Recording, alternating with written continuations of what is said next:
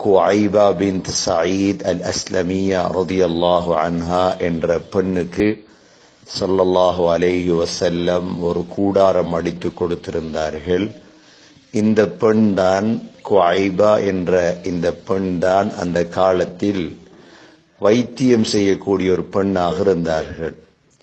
இந்த டென்ட்ல இருந்து கொண்டு அந்த காலத்தில் உள்ள நோயாளிகள், காயப்பட்டவர்களுக்கு வைத்தியம் செய்வார்கள்.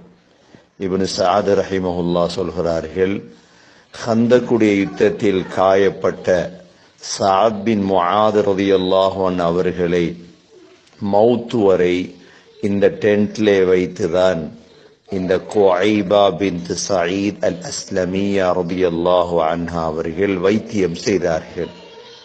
மஸ்ஜிது நபவி வெறும் தொழும் இடமாக மாத்திரம் இருக்கவில்லை, இல்மை படித்து